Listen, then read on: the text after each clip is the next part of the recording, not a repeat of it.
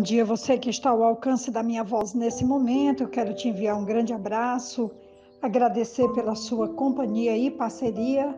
Estamos meditando no livro de Tiago, são apenas 5 capítulos, já estamos iniciando o capítulo 5, portanto, estamos já quase na conclusão final do livro, ainda temos alguns dias, mas a mensagem de Tiago, ela mexe conosco, ela é prática, ela é atual e ela fala do dia a dia, das nossas relações e também das nossas práticas cotidianas de um cristianismo que, aos olhos de Tiago, precisam ser práticos, precisam fazer parte da caminhada diária.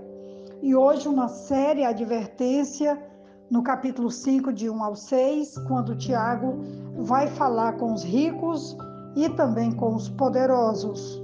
E ele diz assim: ouçam agora vocês ricos, chorem e lamentem-se, tendo em vista a desgraça que lhes sobrevirá.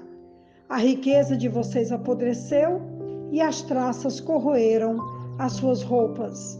O ouro e a prata de vocês enferrujaram e a ferrugem deles testemunhará contra vocês, e como fogo lhes devorará a carne. Vocês acumularam bens nesses últimos dias. Vejam o salário dos trabalhadores que ceifaram os seus campos e que vocês retiveram com fraude. Está clamando contra vocês. O lamento dos ceifeiros chegou aos ouvidos do Senhor dos Exércitos. Vocês viveram luxuosamente na terra, desfrutando prazeres e fartaram-se de comida em dia de abate. Vocês têm condenado e matado o justo sem que ele ofereça resistência. Em parte alguma da Bíblia são os ricos denunciados por serem ricos. Ao contrário, é por causa da sua queda nas tentações que acompanham a riqueza, a segurança falsa, a corrupção, o amor ao poder e o desprezo aos menos favorecidos são condenados. A crueldade do avarento, citado aqui no versículo 4 e o versículo 5, como a acumulação de tesouros, propriedades e haveres além das necessidades, se constitui pecado. Deus, o justo juiz, julgará e dará a cada um a sua recompensa. O texto que nós acabamos de ouvir, que está em Tiago 5, de 1 a 6, é uma advertência contra as riquezas adquiridas de forma desonesta ou opressora à custa do sofrimento dos outros, bem como a riqueza acumulada sem qualquer função social. Não é propriamente uma condenação à riqueza em si. A Bíblia não nos diz que o dinheiro é a raiz de todos os males, mas sim que o amor ao dinheiro é a raiz de todos os males, como diz 1 Timóteo 6,10. Tiago discute agora a relação homem-bens e como estes foram adquiridos e às custas de quem? Ou às custas de quê? Tiago então traz uma severa denúncia contra os ricos que têm granjeado prosperidade mediante opressão. Os tais são condenados não por serem ricos, mas porque suas riquezas foram mal adquiridas, permanecendo sobre elas as marcas da corrupção. Tiago chama-os a chorar e a lamentar por causa das desventuras que lhes sobrevirão. Como a gente já ouviu a leitura, quando ele vai dizer no versículo 3 e 4, o ouro e a prata de vocês enferrujaram, e a ferrugem deles testemunhará contra vocês, e como fogo lhes devorará a carne. E ainda no versículo 5 ele vai dizer: vocês viveram luxuosamente na terra, desfrutando prazeres, fartaram-se de comida em dia de festa. vocês têm condenado e matado o justo sem que ele ofereça resistência. Quando eu estava lendo e preparando essa meditação, esse áudio que você está ouvindo agora, eu me lembrei então de como a parábola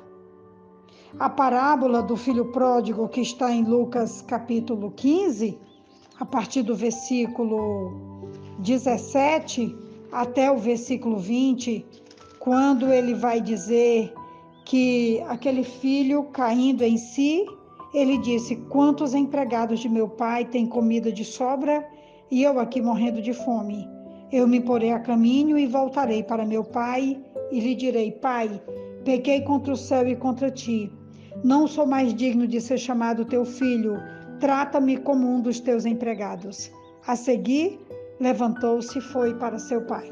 O que motivou esse filho que estava perdido e faminto no mundo foi lembrar que seu pai era um patrão justo, era um fazendeiro, era um dono de negócios, ele era um empresário justo e que trabalhava e que mantinha e que tratava os seus funcionários com justiça.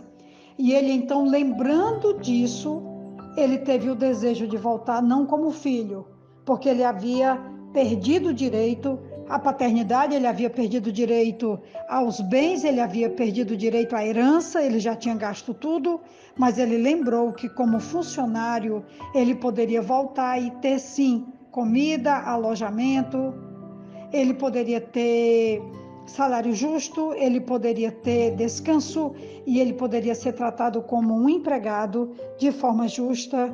E ele então voltou, e o texto diz que não só como funcionário, ele foi recebido como filho de forma digna e também de forma justa. E essa questão desse empresário, desse patrão justo, é citada então nessa parábola. E eu então aqui, eu quero concluir já o áudio dessa meditação falando sobre a verdadeira riqueza, que não está ligada a dinheiro, mas está ligada a atitudes. Quero falar da verdadeira riqueza, aquela que não está ligada a dinheiro, mas a valores nobres como partilha, compaixão, capacidade de olhar e perceber as pessoas que estão à nossa volta e o privilégio de caminhar lado a lado com elas.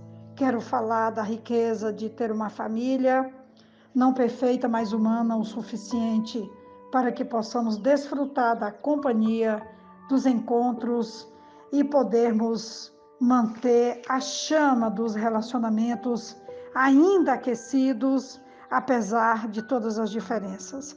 Quero falar da riqueza de ter vocês que estão me ouvindo nesse momento, Brasil e mundo afora, quando podemos ouvir a preciosa mensagem da Bíblia, meditar e decidirmos ser cristãos melhores e marcarmos o nosso mundo, nossos dias com a prática da mensagem do Evangelho e do Jesus de Nazaré, e também podermos marcar a nossa existência com nossas riquezas e contribuições que estão além de ter recursos e de poder dizer que é uma bênção tudo aquilo que Deus tem nos ajudado a realizar e acumular até aqui.